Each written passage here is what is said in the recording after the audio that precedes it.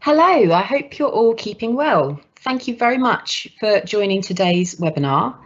My name is Michelle Roberts and I work with the 15 health and social care charities behind the We Are Undefeatable campaign.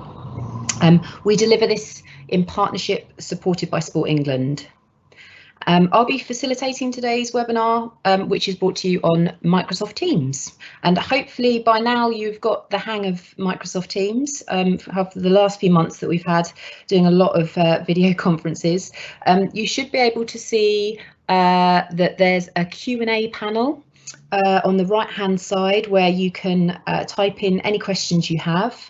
If that hasn't appeared, then there should be an icon in the top right of your screen, so please do click that open, and as we're going along, do type those in. We will not be answering questions as we go along, but towards the end of the session. But we'll make sure we get to as many of those as we can, and any that we don't get to, we'll make sure that we add into a frequently asked questions document that will be circulated at the end of the webinar.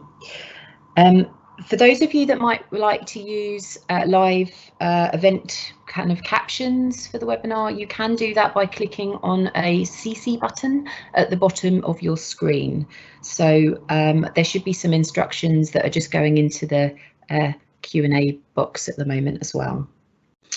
Lovely. Okay, so before I introduce my colleagues who will be joining me today to walk through the various bits of the webinar, I want to do a quick overview of what we'll be covering in the next hour. So our agenda for today, as you can see, we've got quite a lot to get through, and there has been a huge amount that we've been working through since we last spoke to you in May.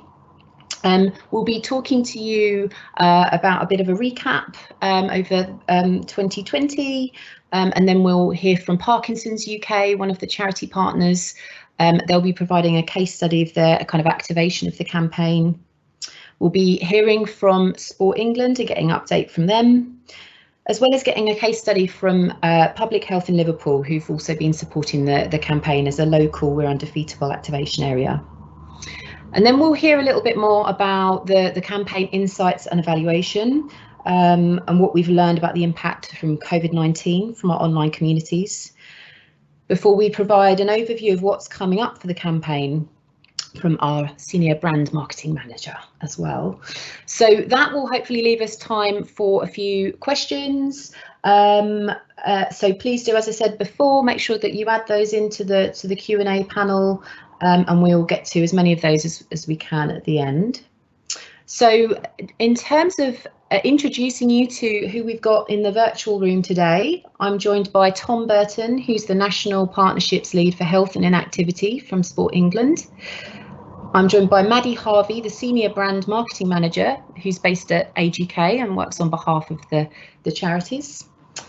And Barbara Langer, who's the Evaluation Manager for the campaign, who works for Insight Angels. And we'll also be hearing from Amy Dodge, the Media and PR Manager at Parkinson's UK, and Sarah Jones, who works in the Behavioural Insights and Change team at Public Health Liverpool. So before we kick off, I just want to thank you all so much for all of your support with the We're Undefeatable campaign to date. It's only by working together in this way and all of you getting behind the campaign that we're able to achieve what we have done so far. And I really hope that this webinar provides some great inspiration for you, thinking about your planning moving forwards, how you might support us ongoing, especially over the immediate months.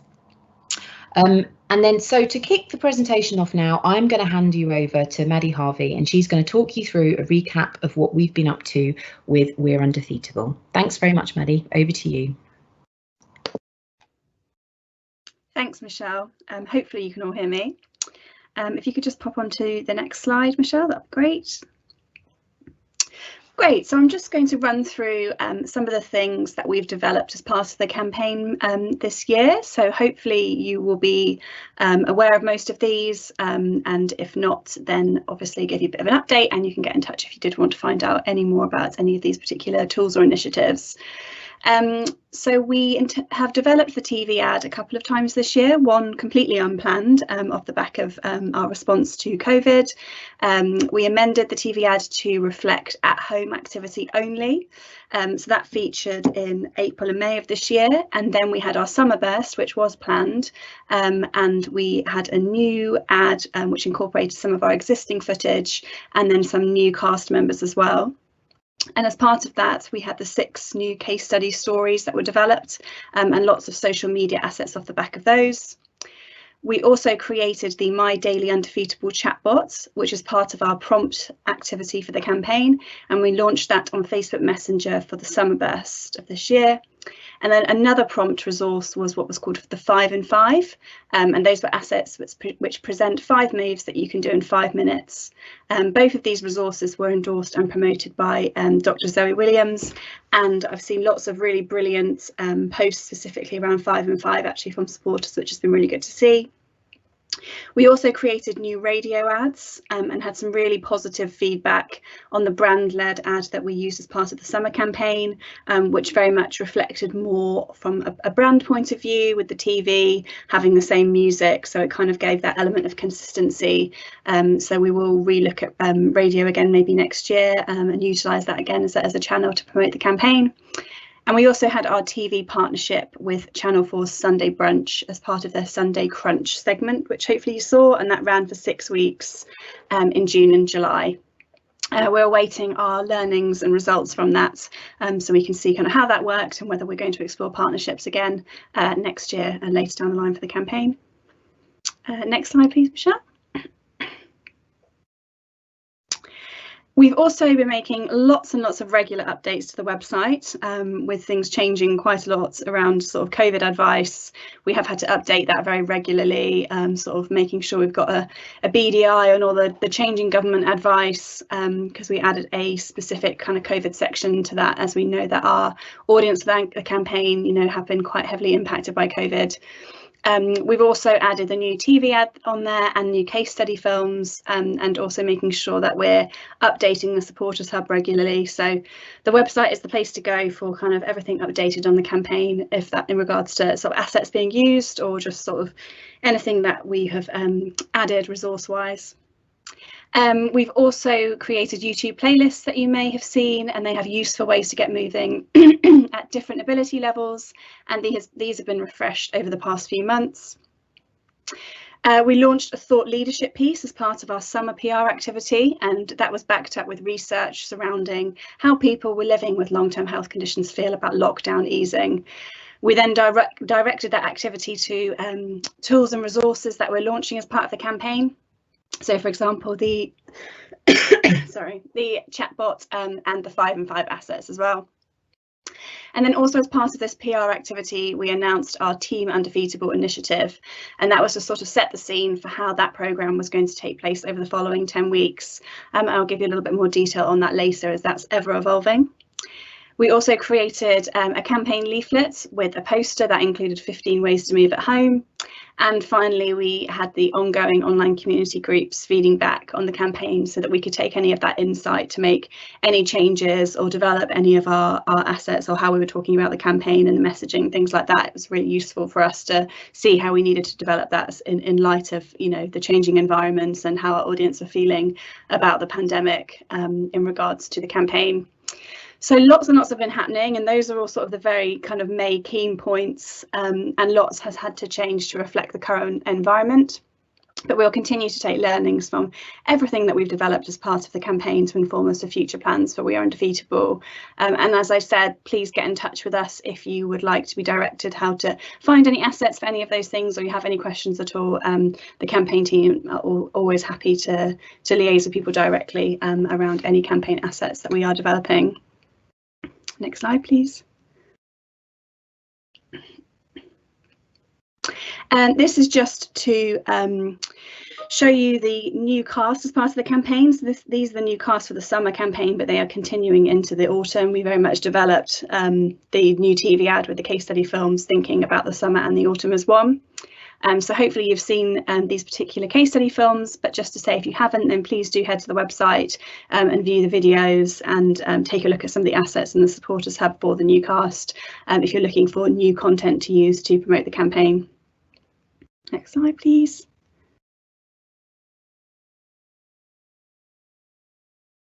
So a big part of the summer campaign and to continue into the autumn are the 2 prompt resources that we've been working on and developing, and that is the My Daily Undefeatable and 5 in 5. Hopefully you have seen these being promoted, you may have been talking about them from your own channels, but 5 in 5, that's got its own dedicated page available from the Ways to Move section on the website, and it features a downloadable booklet with all of the 5 in 5 movements and space to build your own personalised version.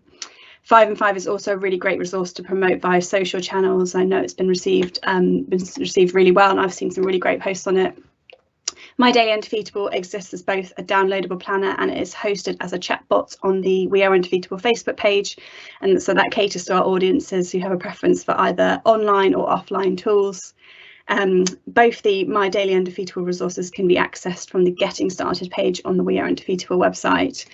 So we're gathering learnings to build on these tools, which have been really popular already, and we'll be continuing to promote these through the autumn campaign period. But we'd encourage you to spread awareness about these resources via your comms and social media channels to support behaviour change amongst your audiences. Again, please get in touch with us if you need to know what any of these assets are or you want to understand more about these resources. They only launched in the summer, so they are still really new, and we're looking to continue to develop these as time goes on. Next slide, please.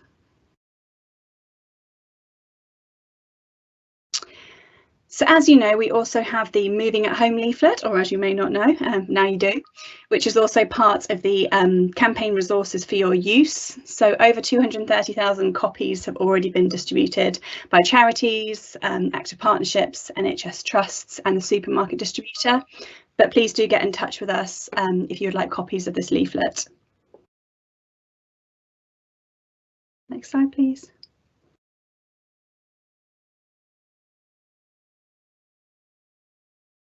So the supporters hub, which hopefully you use. If you don't, then please do sign up to this. You can find it on the website. And it's just a reminder that within the supporters hub, we're always updating that to make sure that it's got any new assets, any of the resources. It's got the leaflet in there, the updated insight pack.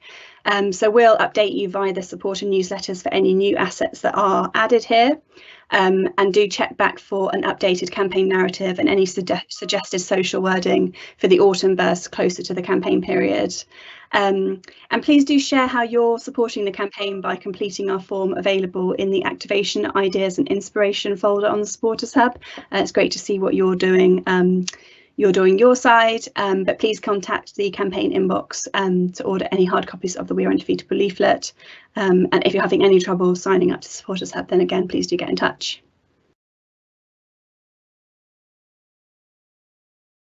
Thank you, and I'm now going to pass you over to Amy from Parkinson's.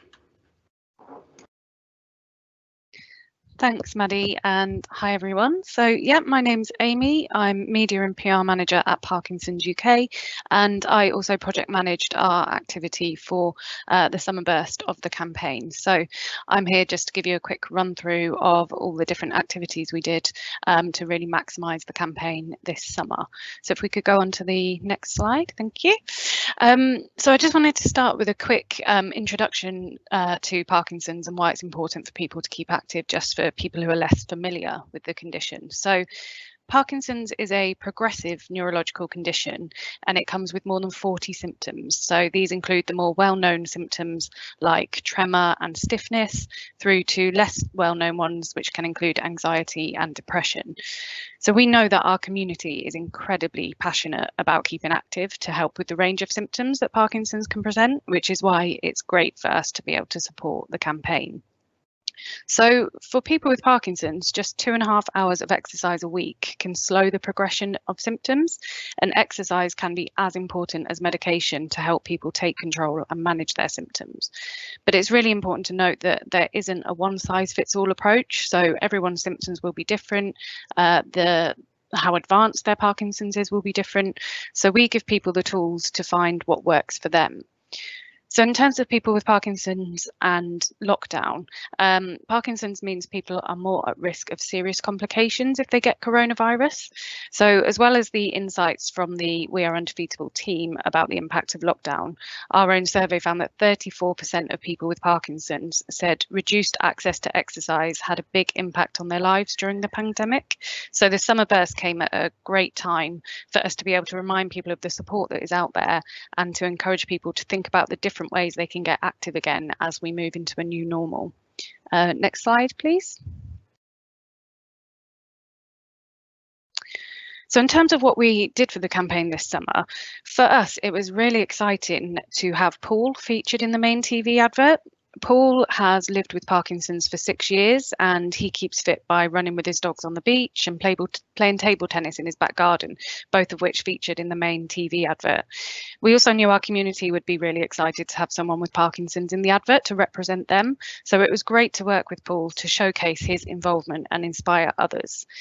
We shared Paul's story across Facebook and Twitter, and we got a great response with hundreds of comments, with just a couple reflected on the slide there, which show how inspired people were by Paul's videos and his approach. And then we also sent out a press release to Paul's local area to celebrate his involvement in the campaign and secure further press coverage. Next slide, please. We also interviewed Paul for our online magazine, The Parkinson, which last time I checked had been read almost 400 times. Paul's story continues to prove popular, so we'll be including it in the autumn-winter print edition of The Parkinson, and that will be coming out in November. And we tried something different as well. So for the first time, Paul was actually the sender of our monthly e-news. So this goes out to more than 5,000 people, and we could see that it was opened by almost 3,000 of these people. It included an introduction from Paul about the campaign and links to find out more. And now Paul's image also appears on the top of our web pages on exercise content as well. So on to the next slide, please. So aside from heroing Paul's involvement, we also made improvements to our website. Our web team worked through our exercise content, focusing on symptom-specific pages and human stories to make it as engaging as possible, linking hints and tips with personal stories from our community. We saw an increase in traffic as a result, and people stayed on the pages for longer. And there are 2 examples on the slide there of the progressing symptoms page and the staying active at home page that both performed really well. We also promoted Sunday Crunch to our audiences, and it was really great to see people like Jo, who you can see there doing yoga in her Parkinson's UK t-shirt. So Jo is already a great ambassador for exercise within the community, and people like Jo took the opportunity to submit their videos, which was fantastic. Jo actually ended up featuring on the main TV advert on Sunday Brunch that encouraged people to send in their videos, which was brilliant to see. And then we also worked with our internal comms team to bring all of our staff on board. So we had a slot on an all-staff call right at the start of the campaign to ask our staff to share the campaign video as much as possible to help maximise the reach. Okay, and then on to the next slide. And finally, so across our social channels, we linked to our new and improved exercise content, and these posts performed really well, particularly on Facebook. So that's a very quick run through of everything that we did. But just to summarise, really, in difficult times, it was really great to see our community react so positively and to see them start to think about ways to either get active or actually how they can restart the activities that they had been missing because of coronavirus. And that's everything from me, and I will hand over to Tom from Sport England. Thank you. Thanks, Amy. Okay, hi everyone. So I just thought it'd be a really good opportunity, as we tend to do in these webinars, is to use them as a good opportunity to talk about some of the wider ways that we're trying to activate system change. And I think you would have heard us say this before, but We Are Undefeatable is a really important part of, but only one tool for, achieving this. And there's a range of tools and programs that supporters will be familiar with, a few of which I'm just going to run through now. Next slide, please, Michelle. So I'm going to start with some of our work to support healthcare professionals, and I know a few of you will be familiar with this. This is the Moving Healthcare Professionals programme is one that we run in partnership with Public Health England. And following a 6-month pause for obvious reasons, is restarting this month. One of those key strands of the Moving Healthcare Professionals programme is the Clinical Champion Training, which is the peer-to-peer support programme to ensure and empower healthcare professionals to provide those effective sort of evidence-based advice to patients. That's resuming with an online training programme. For obvious reasons, we are unable to provide the face-to-face training at the moment. We hope to get back to that at some point, but the online training has been tested and looking to roll it out more comprehensively. And you can see there that there's the email address if anyone's interested in finding out more about how they can book onto it or access it for their particular area. There's an opportunity to do that. And alongside this is the Moving Medicine platform. And if you haven't gone to look at it, you can Google Moving Medicine and actually have a look at that platform. It's a fantastic resource that provides lots for healthcare professionals, but generally is lots of education on there for anyone that's interested. It's recently added a new stroke module to that resource, and what will be coming is a postpartum module as well. This is off the back of a lot of need and insight that's been generated. And the e-learning modules that talk about physical activity and a range of long-term health conditions that are still available on the BMJ Learning website are also available on the Health Education England, the e-learning for healthcare platform. They're all still available for healthcare professionals to use as well. So I think it's a really good opportunity just to make sure that colleagues and partners that we work with are aware that these are available and continue to be available for any CPD as well. And we also have been continue to do a lot of work with the Royal College of GPs.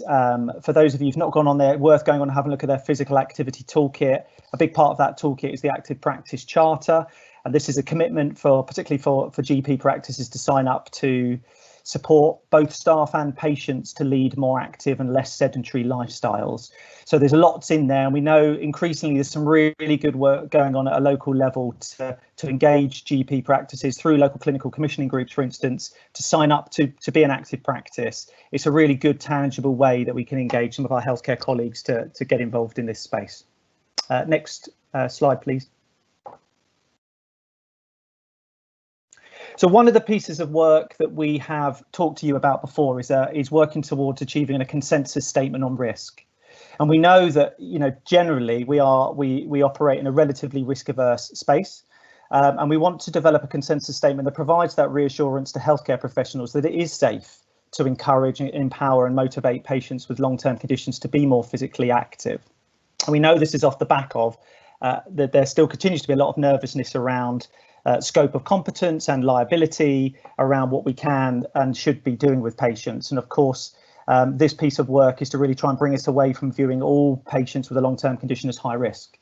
So in terms of the progress that's there, is a systematic review has been completed and some statements have been drafted, and they follow a symptomology approach rather than looking at everything in just a condition-specific way.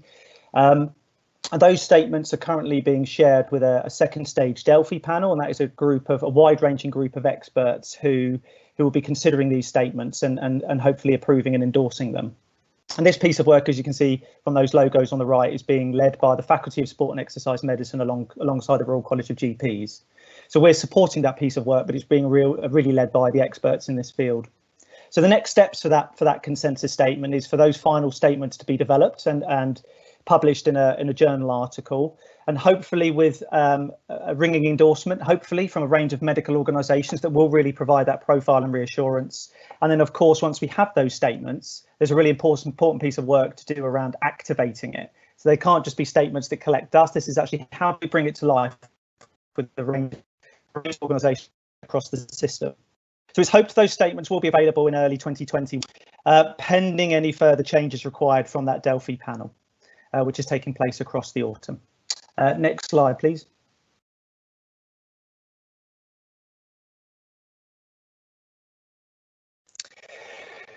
So why are these risk statements so important for our work across sport and physical activity? Well, they provide a number of things, really. We've talked about the reassurance to healthcare professionals, but they'll also be a really important tool to provide information to patients regarding concerns they may have about exacerbating their symptoms. So by taking that symptomology approach, we are considering some of those quite frequent symptoms that are seen across different conditions, such as chronic pain and fatigue.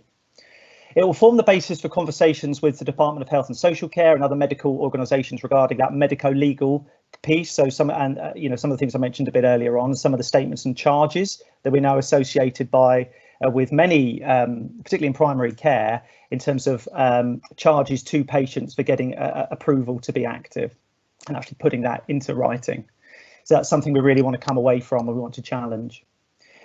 It will form the basis for conversations with sport and physical activity sector, particularly the insurance sector. And what this will really allow us to do is face head on is the work around risk and risk management and triage for people with long-term conditions in our sector. And by triage, we're talking about understanding an individual's needs. So it's really important that we actually really understand this piece of work and what it might mean to make sure we are actually providing that person-centered support. And what this will mean, this will lead on to the basis for further learning and development for the sport and physical activity sector workforce in terms of, ensuring everyone has an understanding of what this all means and what it might mean for them in practice. Next slide, please. So many of you will be familiar with, and we've shared this on previous webinars, the Easier to Be Active work, which we commissioned in association with Public Health England, but it's being led by the National Centre for Sport and Exercise Medicine and Sheffield Hallam University. And this is all around trying to create or co-produce a set of guidelines for the sector to use, right across different sectors to use, that has the aspiration and the aim of creating a frictionless experience for people with health conditions to become active. So part of the phase one of the Easier to Be Active work was opening a national conversation. And through that national conversation, it was launched just as COVID hit us. So it's been a bit of a challenge with lots going on in other people's priorities and in the work that they've been needed to do in response to the pandemic. But we've been still really heartened to see, a really good response from a range of partners, over 1,100 different contributions across a range of different organisations around what they see as some of their challenges, what some of the opportunities in this space that we can really harness and work towards together. Next slide, please.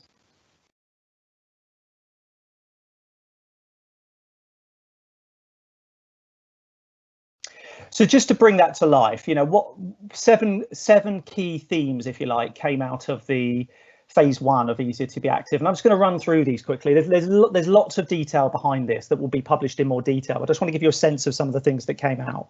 So at the top there was the intrinsic factors, and I guess what that talks to is those factors that people face when, in terms of their motivation and feelings of capability around becoming active. Two of them that came out and surfaced during the conversation was the need for autonomy and empowerment for the individual, and the need for social connection, a sense of belonging, and obviously to have fun. When we talk about key actors, that's those individuals that people with long-term conditions encounter, and that's the network around the individual. So that could be healthcare professionals, the instructors or coaches, receptionists or carers. And particular reference was made right across the piece to ensure that these actors feel confident and competent and have the right attitudes and are absolutely positioning inclusivity at the heart of what they do. By pathways and referrals, we talk about the process involved. How do we support people in making sure that they have access to the right pathways that are right for them and their particular condition or conditions? And the need for an individualized journey and ensuring better triage or better understanding someone's needs is key to ensuring they are signposted and referred to the right routes. By service design, we're talking about the provision and the design of services, and this isn't just about condition-specific or services that are specific for people with health conditions. This is around finding a way that works for them to be active. So choice and being person-centered design, affordability, accessibility, and providing an individual support came out as really important from all of those that fed into the conversation. Marketing communications, how do we target this at people with long-term conditions? And whether they can include messages around education. Can we get the language right? Can we use a multitude of channels, and can we ensure those channels are inclusive? And they do actually provide a route for many communities and individuals to be able to access information. The culture, I think all is hugely important, and the relationship we as a society have with physical activity, some of the attitudes and prejudice that's there, that perpetuate that goes right throughout the system. So I guess there's an opportunity to make sure that when we're challenging the status quo, that does resonate right across the piece. And the final one speaks for itself around integration and collaboration across the system. You know, one of the ways we know, and it's certainly building on what's strong now, there's lots of great work going on the ground and at a national level around the system coming closer together, but we know there's still a lot of work to do in clarifying roles and responsibilities. And we know that the work, for instance, of the social prescribing agenda that's very pertinent at the moment is a way to really bridge that gap. Next, before next slide. Phase 2, I should say phase 2 focuses on, so that was phase 1. Phase 2 focuses on, sorry, Michelle. Phase 2 focuses on some further in-depth stakeholder interviews with some further testing of what some of these challenges and solutions will look like in phase 3. So we will keep you all up to date with how you can feed into the process a bit later in the year once we refine some of this work, but we wanted to share some of these findings as early as possible. Thank you, Michelle. Next slide, please. And I just wanted to finish sort of this piece really with just reiterating some of the work that is going on with to support the frontline workforce. Now, we've mentioned before the workforce guide that is available on the developed by UK Coaching. It's available on their website, but it's also available through the supporters hub for those of you that have seen it. And this was really about setting out some of the foundations that we know are there around how do we support this particular audience to be more active. But one of the things we want to do is build on that. And we're starting to scope what a more comprehensive learning and development pathway might look like. And we want that pathway to be based on positive behaviours, it all being person-centred. You know, ultimately, this is about being inclusive and accessible. But we have generated a huge amount of insight and understanding around audience needs, people living with long-term health conditions. I think it's a really good opportunity to bridge the worlds between, you know, the insight and the research that we're developing and how we can convert that into ensure that people have a great experience of being active. So part of that learning and development will be about overlaying what we know and what we're learning around long-term conditions to ensure that that coaching practice is optimised. But we'll make sure this learning and development is aligned to CIMSPA standards, particularly standards around long-term conditions and supporting people who are inactive. But the process of developing this is not something that's going to happen in ivory towers. We want it to be there'd be a significant engagement from a range of partners to help co-design what this pathway should look like and how we activate it, not just what the content of that pathway is, but how do you motivate the workforce? How do we work with employers and deployers of the workforce to actually ensure that this really rolls out smoothly and is effective? So there'll be lots of work to try and test this as we go along. And of course, what it will talk to is a lot of the feedback that's coming out of the Easy to Be Active work. And of course, it will align very closely with the risk, the consensus statements as they're developed, so that all of these things join up, because that's really important. So next slide, please, Michelle. So what I will now do is, that's an overview of some of the wider system work. I'm delighted to welcome Sarah Jones from Liverpool City Council, works in their public health team, who leads on a lot of their work around behavioural insight and change. And Liverpool are one of the 10 activation areas that we are working closely with across the country. And all of those areas show significant proportion of their population living with health conditions. So that's why we're working with them. And this is all around bringing the campaign to life at a local level. So I know Sarah in Liverpool are doing a huge amount today, and we've asked them to, in a small amount of time, to go through a bit of that. So without further ado, I'll pass across to Sarah just to take you through some of their work in Liverpool. Okay, thanks, Tom, and afternoon, everybody. I'm Sarah Jones, Behavioural Insight at Liverpool City Council. And this afternoon, there'll be colleagues on the line from our sports and recreation team at the council who've been working alongside ourselves on the Fit For Me, We Are Undefeatable campaign, which I'm going to talk about now. So Michelle, if you can move to the next slide, please. So as Tom's just mentioned just before, we in Liverpool, I don't think we're unique. We see a significant number of the proportion of the population living with not just one but multiple health conditions. In terms of our preparation for our campaign as well, we also looked at the top conditions in our city as well, looking at prevalence and unplanned hospital admissions, and they're the list of those conditions, and they've been really important to help shaping our campaign, which I'll talk about on the next slide, please.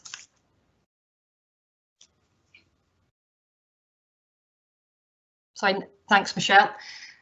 Okay, so Tom mentioned just earlier as well about the importance of insight. Insight has been absolutely critical to us developing this campaign.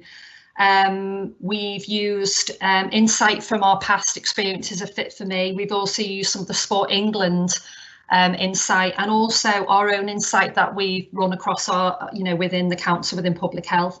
So we ran a very extensive insight programme, which was around physical activity a number of years ago.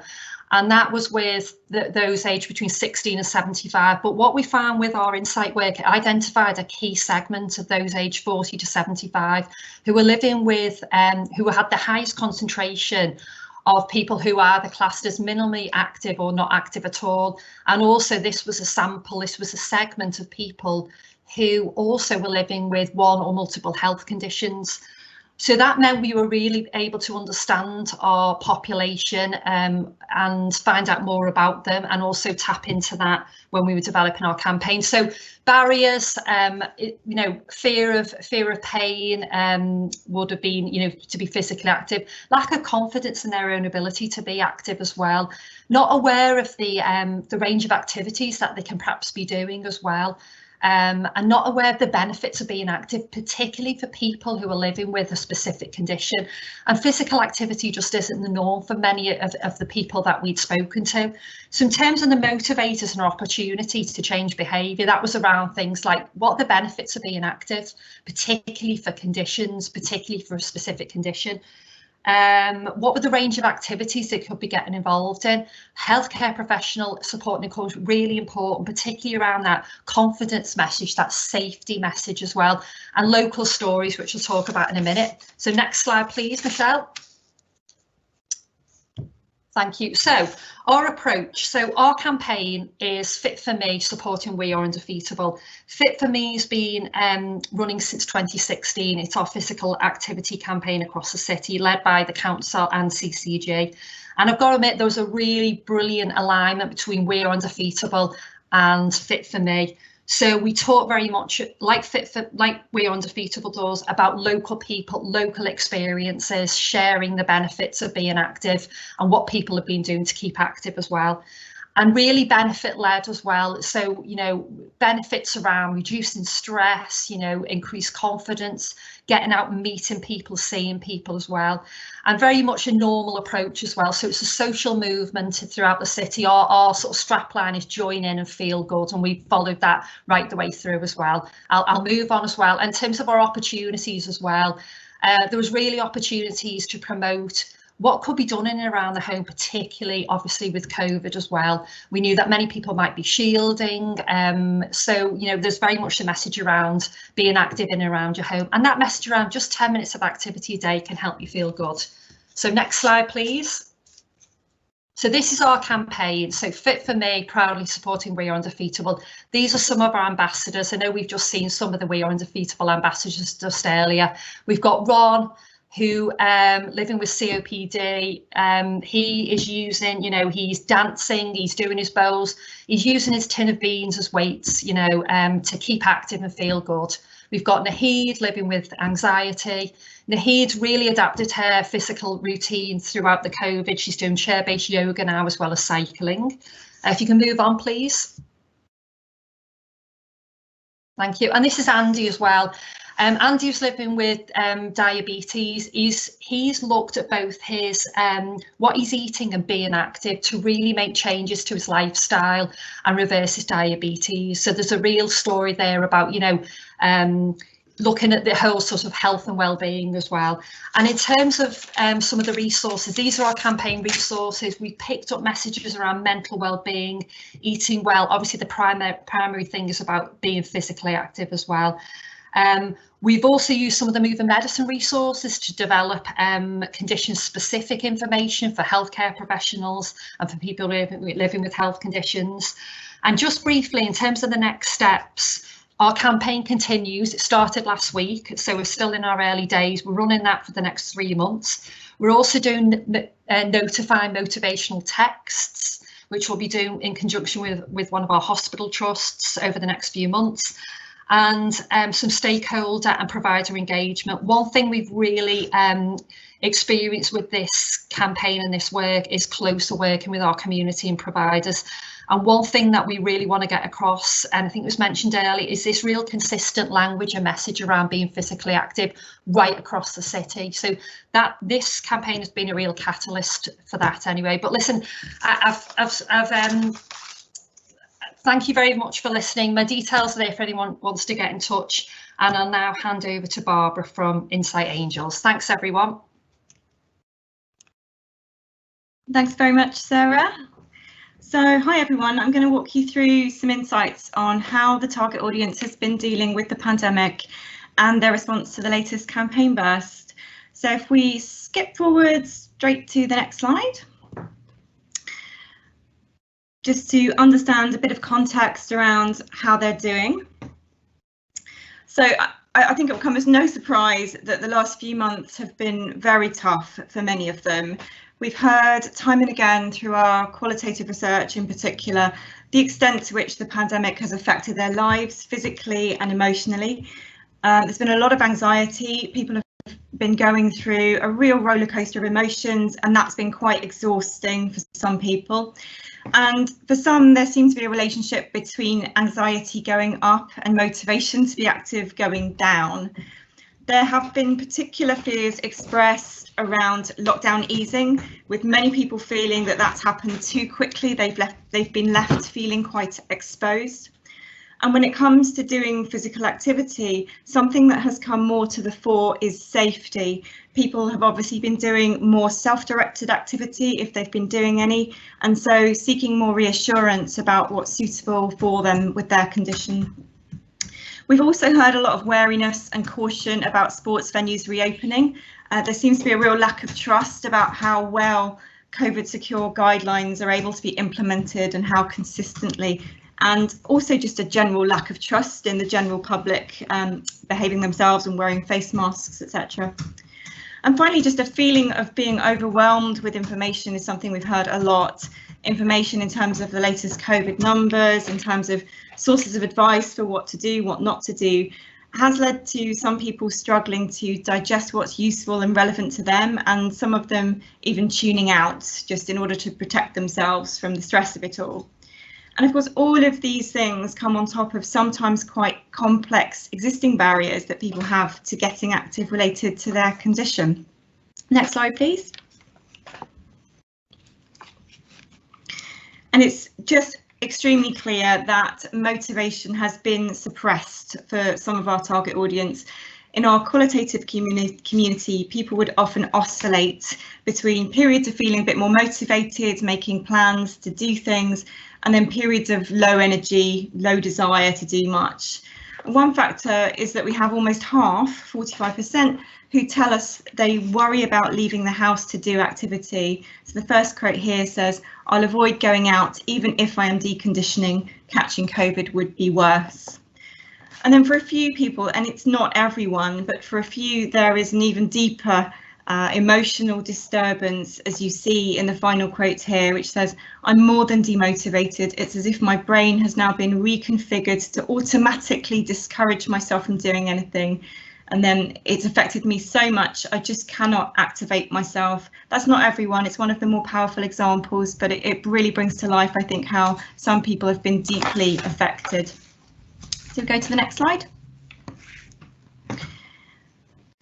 So in terms of some numbers around this, 4 in 10 say that since the outbreak they are doing less physical activity. So you do get a spread. Some people say they're doing the same or more. They generally tend to be from higher social grades and those with only one condition as opposed to multiple. But the largest chunk you see here is those that say the outbreak has resulted in them doing less.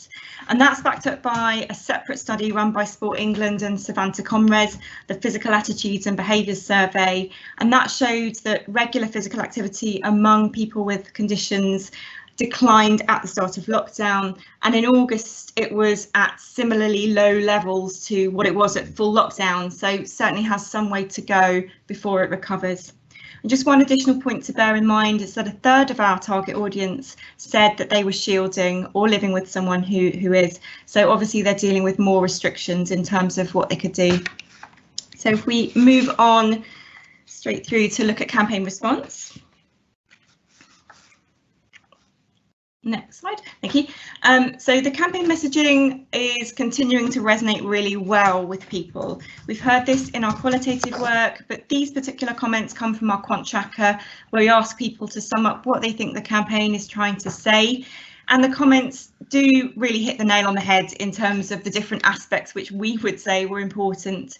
They mention the diversity of the audience, the fact that it's about moving rather than necessarily sport or exercise per se, and the fact that there are many ways to do it no matter what your condition is. So we're confident from many of our research strands that people continue to understand and like the ads. Next slide, please.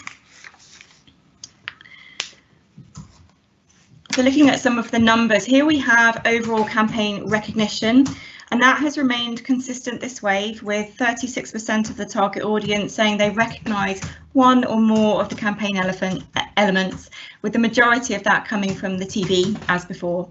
But interestingly, we had a slightly different profile of recallers this burst. It was a little higher among those aged 65 plus, and also higher among lower social grades. We also found that Black and minority ethnic audiences and those who were shielding were more likely to recall the ads. So this is quite interesting. The campaign seems to be reaching some arguably harder to reach groups, even if total recall remains stable. If we go to the next slide. So let's look at some ad diagnostics. So we ask a series of statements after exposure to the ads related to message delivery, standout and enjoyment, and perceived call to action. And the bars here represent the latest wave in purple compared to the previous two post waves. We do see some declines this wave across all of the measures. However, the absolute scores remain solid. For example, we have the vast majority, 77%, who understand the key message of the ad, that it shows people with health conditions can do physical activity. 59% agree they relate to the people in the ads, and a similar proportion say they stand out and are aimed at people like me. And what's also interesting is that the ads are perceived as most relatable by those in lower social grades, those who are shielding, those with multiple conditions, and BAME audiences. So it's another indication that the campaign is working well for audiences that are possibly overlooked by other advertising, other things. So this campaign is working in a bit of a different way to most, and we're pleased to see that. I also want to highlight a couple of new statements at the bottom there, which we added this wave. I feel more confident about being active during COVID-19 because of the campaign, and the campaign has motivated me to keep going with physical activity. These are quite stretching statements to agree with, but it feels positive that around 1 in 10 are able to agree with those. If we just move to the next slide.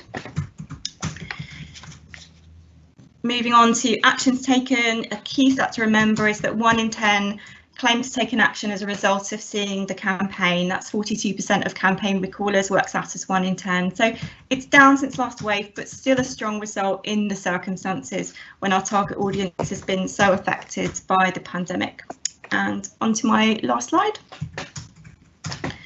Just a little summary, 3 main points to take away. Firstly, our audience has been deeply affected by the pandemic, and that's impacted their motivation. Secondly, in that context, we think the results in absolute remain solid. And finally, the campaign is successfully resonating with some of the more vulnerable and perhaps overlooked audiences, such as those in lower social grades, people shielding, and BAME population. And I'll be very happy to take questions at the end, so do post them in the Q&A. I've just got a quick ask, which is to say that another key part of our evaluation is feedback from all of you, our supporters. In the webinar email that was sent out this morning, there was a reminder of a supporters survey, which we would love it if you could complete. We've just extended the deadline to complete it to this Friday. We'd love to hear from as many of you as possible. So please, if you haven't already, take a few minutes to fill that out. We'd really appreciate it. And I'll hand over to Maddie, who's going to walk us through what's happening with the campaign next. Thank you very much. I'm just going to talk about what the plans are currently for the autumn burst of the campaign. So the plan in place at the moment, as you can see here, is the campaign to be promoted again, or paid promotion of the campaign from the 1st of October, and that will run through until the 1st of November. So this is the media plan we have in place. This isn't 100% set in stone. We still have a post-campaign analysis session taking place in a few days' time, which may mean that this is tweaked slightly, but this should give you a pretty good idea of where the campaign is likely to be seen. So it will be on TV, live again from the 1st of October, and this will be with the existing ad that we used in the summer. It may be that we swap out a couple of the scenes to better represent the seasons. I think there's a couple of quite summery scenes in there, so we might swap that out for some more kind of at-home activity, which will better reflect sort of talking about the campaigns of autumn, winter time. And that will also be alongside the new 10-second ad that we used in the summer burst of the campaign. So that 10-second ad, if you haven't seen it, is just focused on the brand name, the charity involvement and the CTA. So it's just 10 seconds long, and it just helps reinforce some of those messages that we felt were maybe getting lost in the slightly longer form versions of the ad. So that will be live for 3 weeks and then off for 1 week and then back on with the 10-second from the last week, which takes us up to the 1st of November. And then running throughout the entirety of the full month, we'll have video on demand, and that will be both the 30 seconds and the 10 seconds. And then we're also looking to do what's called Health Point TV. So that's screens that are in sort of pharmacies and healthcare centres. And that will be the 30-second ad. With social distancing and various restrictions in place, it does mean that, unfortunately for everybody, they do have to queue for longer. But fortunately for us, it means that they have to stand there and watch our campaign film over and over again. And it's a really great way to target our campaign audience. We will also be utilising social media. We know that works really well for the campaign. So we will be promoting the 30-second and the 10-second to complement the TV activity. And then the focus on the prompt side of the strategy. So that is the case studies. So that's the existing case studies and some of the new ones that were developed for the summer. And then putting a bit more paid focus on the My Daily Undefeatable and the 5 and 5 resources that I mentioned earlier. We promoted these slightly later in the plan in summer than we had originally intended to, just because we wanted to make sure that they were a kind of 100% in a great place before we started promoting them. So we're hoping to focus more on those in the autumn, and also taking along some of the learnings that we've picked up along the way, just to make sure that these resources are kind of the best that they can be. So they will be featuring on social again, and hoping to look to create some new resources for those, some new assets, sorry, for those resources that we will be able to make available to you as well. And then also we will have some digital activity running alongside the campaign, and that's something that we are still in talks about at the moment to confirm exactly what that will be. But it will be various different edits of the hero film on various places online, and then PPC pointing to the website throughout the entirety of the campaign burst. Next slide, please, Michelle. And what I really wanted to focus more on today was our PR initiative that I mentioned earlier called Team Undefeatable, because that is something that has been taking place over the last few weeks. So ever since the summer burst, we have been working on this initiative. If you don't know what it is, it's essentially virtual teams, so a dance team and a walking football team, have been meeting together online, so over a 10-week period, and the dance team has been overseen by Katie Mason, so she's part of the National Ballet and has lots of groups with people dancing for people that live with long-term health conditions, and then the England walking football coach Stuart Langworthy. So over the past 10 weeks, they've been meeting online, really getting to know each other. They've had sort of WhatsApp groups set up, and it's been really great to see. I've seen some of the content of these meets, and it's been brilliant. The teacher and the coach have been really great with the people who are part of the teams. So next slide, please.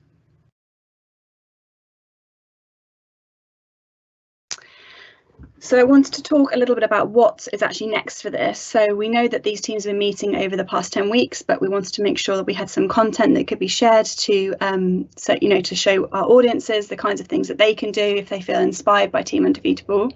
So a couple of weeks ago, we held a shoot, a socially distanced shoot, with our Team Undefeatable coaches to produce some social content for our social channels.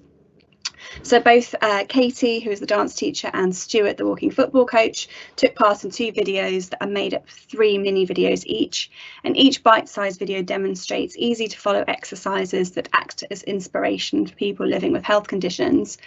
All of the exercises were developed to be adapted based on how you're feeling, and they can be done by themselves or as part of a routine.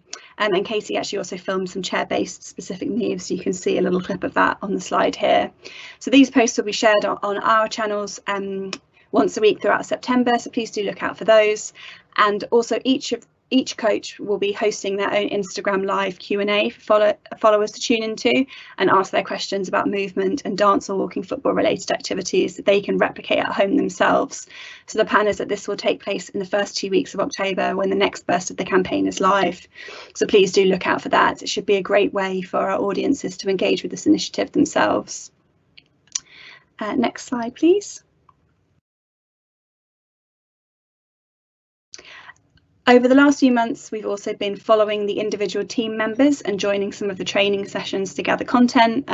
They've been really, really lovely. I've watched a few of these sessions, and it's really great to see the relationships that they're developing and, you know, how they're getting, you know, much better at the dance and walking football and really getting to know each other. It's really lovely. Also, select team members from each of the teams have been sent their own cameras to film footage of themselves. So this kind of gets a bit of a more intimate look at their life behind the Zoom meetings and gives us a bit of an insight into the ups and downs of living with their condition throughout this pandemic and how they're enjoying getting active as off the back of the Team Undefeatable initiative. So this content will be used to help us document the whole Team Undefeatable journey right from start to finish. And the plan is to also offer some raw footage to online and broadcast media outlets to feature alongside any coverage that they might run to get the story out there. Next slide, please.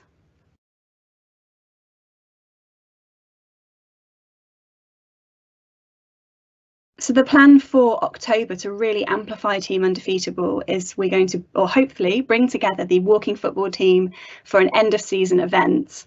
And this will be the first time that they actually get to meet face to face. After weeks of training together, they'll actually get to play together. We are running a few risk assessments and conducting all due diligence with a sort of location and team members just to make sure that we're doing this in a COVID safe way. We're mindful that things are changing quite a lot at the moment, so we're really hoping that people can meet together and just make sure we're sort of maintaining that social distancing. The plan is that we will get a camera crew down there to film the game, conduct interviews with the head coaches and capture some sound bites from the team members. And this content will be packaged up with all the footage that has been secured over the last 10 weeks to produce a hero piece of content which tells our Team Undefeatable story. So there should be a really lovely way to get that story out there and really amplify the campaign activity in October. And the plan is that we will signpost any existing groups and teams that are available through any supporters or charities, just so that our audience can find a way that they can get involved if they feel inspired by Team Undefeatable. Next slide, please. Just so any next steps, so please do look out for any newsletters for information on how to get involved.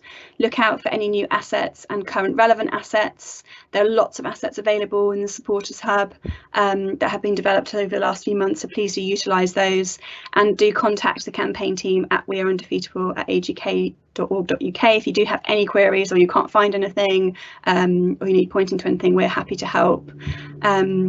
We want to keep improving, so please complete the supporter survey. I know that a couple of emails have been sent round, so you should have the link for that, and I believe it needs to be completed by I think Friday. Correct me if I'm wrong, anybody, but I think it's the end of this week. And then activating the campaign. So please do email us your examples or complete the form that's available on the Supporters Hub, as I mentioned earlier. We'd love to see what you're doing to activate the campaign so that we can engage with your content.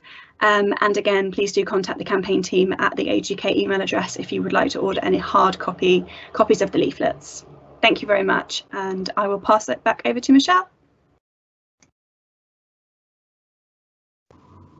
Thanks very much, Maddie, and also thank you very much, Tom and Barbara, for taking us through your presentations, and a special thanks also to Amy and Sarah for talking us through the case studies of how Parkinson's UK and Liverpool City Council have been activating the campaign. That was fantastic to hear about that. Now you can probably see that we're kind of running out of time quite quickly.